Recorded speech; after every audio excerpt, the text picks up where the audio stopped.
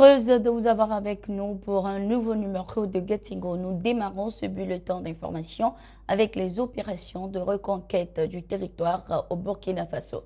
Ce 18 juillet 2023, plus d'une soixantaine de terroristes ont été neutralisés dans la région de l'Est, notamment à Ougarou et à Parsiaga. Selon les informations, ces terroristes étaient en fuite après une attaque menée à Ougarou.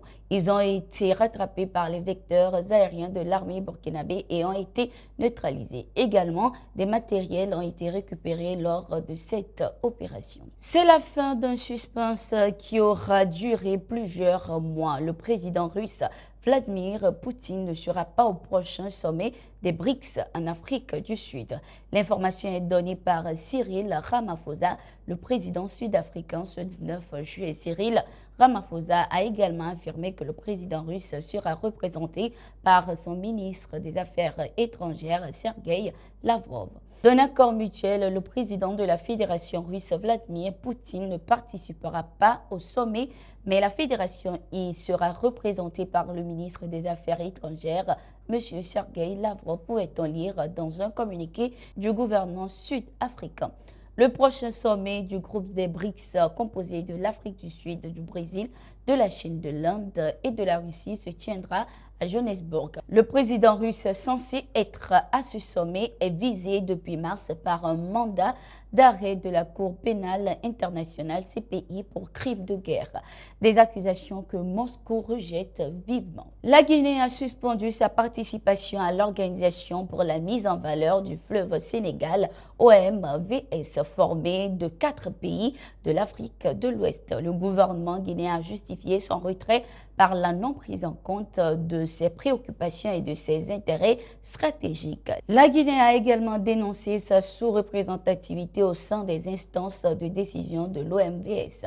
Lors de la fin des travaux de la 19e session de la conférence des chefs d'État et de gouvernement tenue ce 18 juillet, le colonel Assimi Goïta a passé la présidence de la dite organisation à Mohamed Ould Cheikh El Ghazouani, président de la Mauritanie.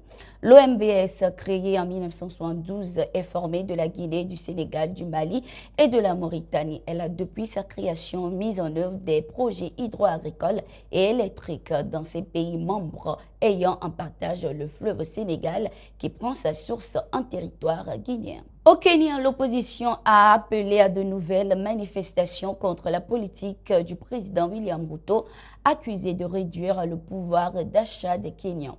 Ces manifestations de 3 jours ont éclaté de nouveau ce 19 juillet dans plusieurs localités du pays. La capitale Nairobi, Mombasa, Kisumu ont été le théâtre de batailles rangées entre la police et les manifestants, de tirs de gaz lacrymogène et de destruction. Les manifestants ont allumé des feux le long des autoroutes fréquentées, une situation qui a entraîné la fermeture des dites autoroutes et la suspension de la circulation. Le gouvernement kenyan a également fermé les écoles en raison de la violence des manifestations. C'est la 3e fois depuis le début du mois de juillet que l'opposition organise de telles journées d'action. Le 12 juillet, des rassemblements interdits par les autorités du pays ont été émaillés de pillages et d'affrontements entre manifestants et forces de l'ordre. Au moins 9 personnes ont été tuées et plus de 300 arrêtées. 13 pays occidentaux, dont les États-Unis et le Royaume-Uni, ont exprimé dans une déclaration commune ce 18 juillet leur inquiétude face au niveau élevé de violence lors des dernières manifestations, exhortant ainsi les différentes parties à résoudre pacifiquement leurs différends. Face à la recrudescence des accidents au Mali, le gouvernement a pris des mesures pour y faire face lors d'une réunion ce 4 juillet 2023.